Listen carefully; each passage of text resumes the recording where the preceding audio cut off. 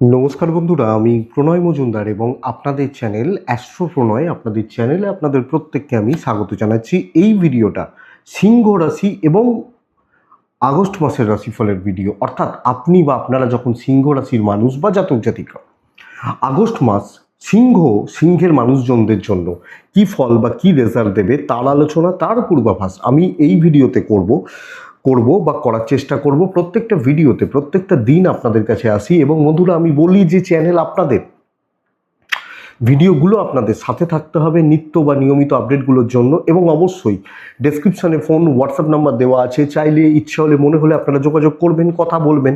তাহলে চলুন শুরু করছি। সিংহ আগস্টে কি রেজাল্ট পাবেন, কোন কোন দিকগুলো ভালো, কি অ্যালার্ট থাকবেন, ওভারঅল জিস্ট। অবশ্যই এই ভিডিওটা চলার পথের একটা বন্ধু বা গাইডলাইন।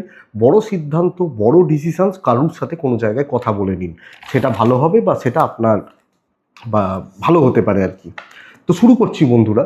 সিংহর জাতক বা জাতিকা আপনি বা মানুষ আপনি, দেখুন আমি প্রত্যেকটা ভিডিওতে শুরু করি কিন্তু শরীর দিয়ে, কারণ শরীরকে ঠিক থাকতে হবে, তবে আমি চাকরি করব, ব্যবসা করব, বিয়ে করব, পড়াশোনা করব, সব চলে। কিন্তু বেসিক হচ্ছে শরীরটাকে ভালো থাকতে হবে। এবং এটা আশা করতে পারি যে ষষ্ঠভাবে রবির দৃষ্টি পড়ে যাওয়া, রবি এখন সিংহ রাশির মালিক রবি, সিংহ রাশির ক্ষেত্রে রবি 12 নম্বর ঘর কর্কট রাশির জলরাশিতে বসে রয়েছে। তো এটা আশা করতে পারি আপনার বা আপনাদের শরীর কিন্তু অনেকটা ভালো থাকবে। আমি ধরে নিচ্ছি আপনি খুব বড় রোগে ভুগছেন, কোনো অসুস্থতা চলছে, কোনো সার্জারি করার ব্যাপার রয়েছে, ধরছি কথার কথা।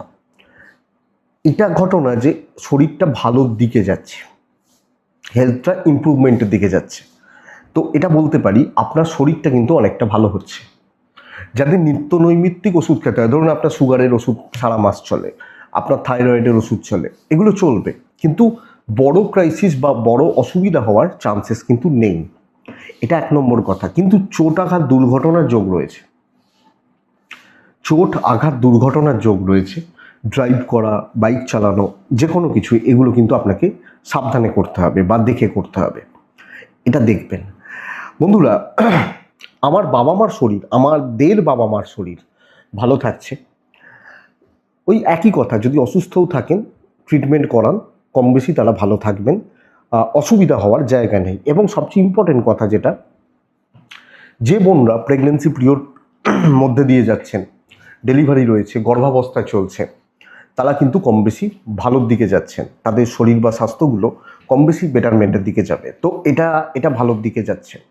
মানে ধরুন আপনার 20 সপ্তাহ চলছে, একজনের 35 সপ্তাহ চলছে, বেটার হচ্ছে, হেলথ বেটার হচ্ছে। বন্ধুরা সবচেয়ে বড় পয়েন্ট, দৈব সাপোর্ট করছে। দৈব দৈব মানে কপাল, কপাল কিন্তু পুরো মাত্রায় সাপোর্ট করবে, পুরো দস্তুর সাপোর্ট করবে। তাহলে কপাল মানে অনেক ক্ষেত্রে কি হয়, দৈব বিপত্তি থাকে, দৈব বাধা থাকে, এই দৈব বিপত্তি বা দৈব বাধাগুলো কাটবে। কিন্তু দেখুন, ফাইন্যান্সিয়াল দিক যে বিশাল কিছু ভালো, এটা আমি বলতে পারছি না। আপনার ওপর এ মাসে প্রচুর দায়িত্ব থাকছে। আমি বলছি না আপনি খরচা করছেন উল্টোপাল্টাভাবে, আপনি এটা করছেন ওটা করছেন, আপনার ইচ্ছা অনুযায়ী এই কাজগুলো করছেন, এটা নয়। দায়িত্ব, পরিবারের দায়িত্ব, পারিবারিক খরচা, পরিবারের কাউকে হেল্প করা, কাছের কাউকে হেল্প করা, বা আপনার হয়তো বড় কোনো অনুষ্ঠান হতে পারে বা ইত্যাদি, এই ক্ষেত্রে মানে ভালো কাজে, ভালো কোনো রিজনের জন্য খরচা কিন্তু থাকছে। তাহলে আমি সেভিংস খুব ভালো বলতে পারছি না, লাক্সারিয়াস কেনাকাটি আমি বলতে পারছি না। ইনভেস্টমেন্ট করলে করতে পারেন, হাতে টাকা থাকবে, প্রয়োজনে জোগাড় হয়ে যাবে, যাতে আপনি ঠিকঠাকভাবে খরচাগুলো করতে পারেন। আপনি সিংহের মানুষ হলে ট্যুর বা ট্রাভেল হতে পারে, ইভেন অফিসিয়াল ট্যুর বা ট্রাভেলগুলোও হতে পারে, কিন্তু রাস্তাঘাটে সাবধানে চলবেন।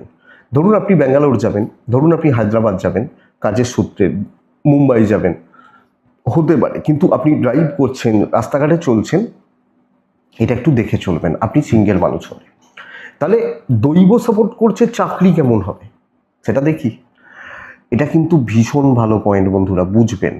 আমি ধরে নিচ্ছি আপনি কোনো প্রবলেমে আছেন বা কোনো সমস্যা চলছে, দেখুন 10টা সিংহ রাশির মানুষ 10টা ফিল্ড থেকে কাজ করেন, হয়তো ইঞ্জিনিয়ারিংয়েরই তো 20 রকমের সেক্টর আছে, কেউ সিভিল, কেউ মেকানিক্যাল, কেউ ইলেকট্রিক্যাল, ইলেকট্রনিক্স, আইটি, ভাগ আছে। কিন্তু যে কানেকশানটা রয়েছে নবমপতি একাদশে, মাস শুরু হচ্ছে একাদশপতি একাদশে থেকে, যদিও ট্রানজিটগুলো চেঞ্জ হবে, কিন্তু আমি এখানে বলবো নিজে খাটা, প্রপার এফর্ট দেওয়া এবং ওই খেটে বার করে নিয়ে আসা খুব ভালো জায়গা সিংহের জাতক বা জাতিকাদের ক্ষেত্রে। শত্রু একটু থাকবে, কথা শোনাবে আপনাকে, এটা এই নয়, এটা ওই, তুমি এই পারো না, এই ব্যাপারগুলোকে একটু অ্যাভয়েড করুন। ম্যানেজমেন্ট, অথরিটিস, দরকারে ঠিকঠাক কাজকর্ম করা, লোককে ঠিকমতো ইমপ্রেস করতে পারা, যাদের ইমপ্রেস করার দরকার, সবাইকে ইমপ্রেস করার দরকার নেই, যাদেরকে দরকার করতে পারছেন কিনা, আপনি পারছেন, আপনি সিংহের জাতক বা জাতিকা হলে।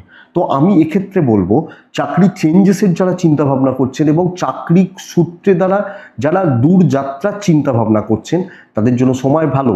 এবং এক্ষেত্রে ফ্রেশার্স ভাই বোনরা বিশাল হয়তো অ্যাচিভ করতে পারছেন না, কিন্তু চাকরির যোগ বা সম্ভাবনা থাকছে, চাকরির যোগ বা সম্ভাবনাগুলো থাকবে আপনি সিংহের মানুষ হলে। তাহলে চাকরি বা চাকরি ক্ষেত্র কম বেশি পজিটিভ হবে, রেজাল্ট আপনাকে পজিটিভ দেবে আপনি সিংহের মানুষ বা জাতক জাতিকা হলে। তো এটা দেখুন ভালো হচ্ছে, ভালোভাবে কাজ উতরাচ্ছেন, টার্গেট রিচ হবে।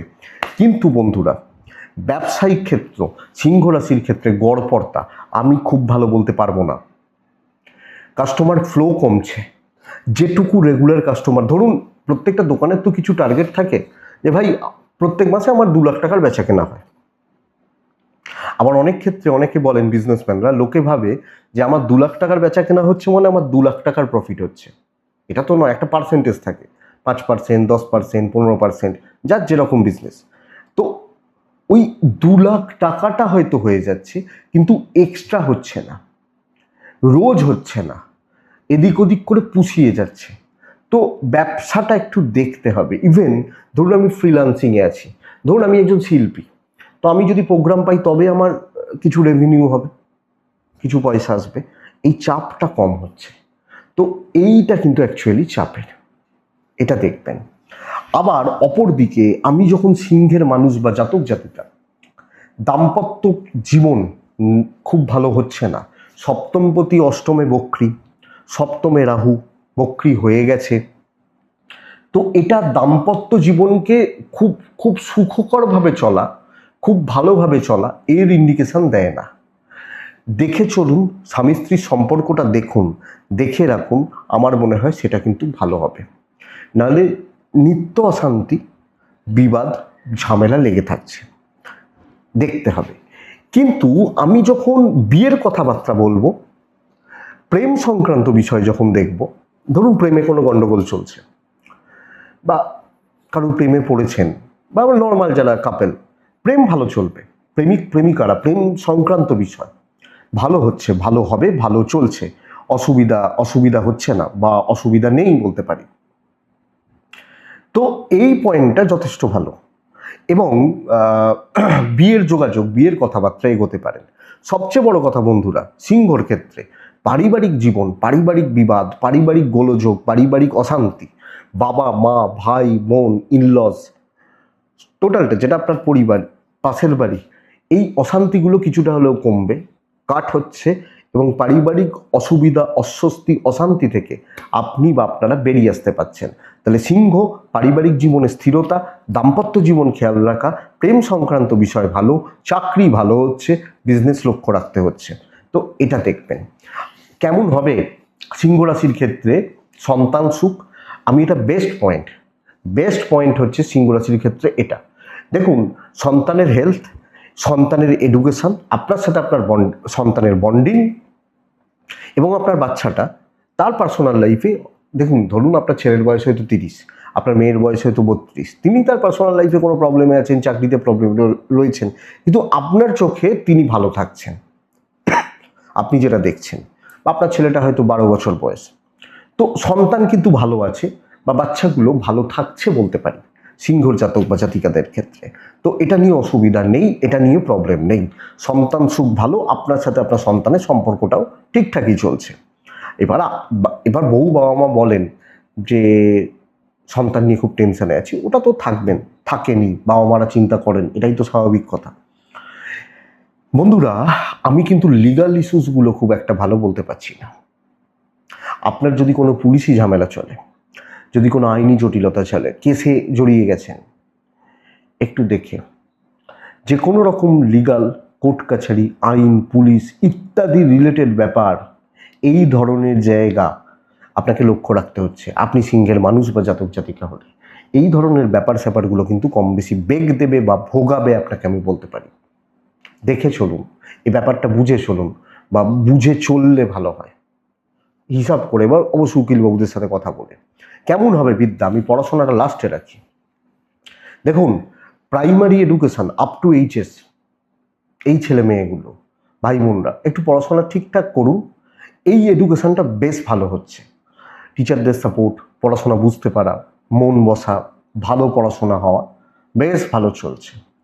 গ্র্যাজুয়েশন লেভেল পুরো মাত্রায় ডিস্টার্ব হয়ে রয়েছে, এবং গ্র্যাজুয়েশনের যে পড়াশোনাগুলো হয়, আমি বিবিএ করছি, আপনি বিসিএ করছেন, এই মেয়েটা বিটেক করছে, কেউ সাধারণ বিএসসি বা বিকম পড়ছেন, এই এডুকেশনটা ডিস্টার্ব হচ্ছে। Graduation level up to masters এই এডুকেশন কিন্তু খুব একটা ভালো চলছে না। পিএইচডি বা রিসার্চ ওয়ার্ক, বিদেশে পড়াশোনা খুব ভালো হতে পারে।